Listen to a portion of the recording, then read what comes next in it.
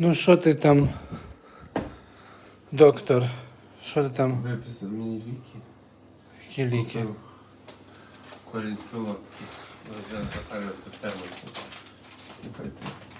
Від кашлю. Так що 15 минут А то вона. ставить на пінч єдем. Але то не. Зимної води готуєш поволі приклеїчу пінч єдем мінут. Якщо я залью гарячу воду, то нічого. Гарячою водою заливати? Так. Ти думаєш, що підійде? Ну а чого ні? Мама сказала, наоборот, запариться більше.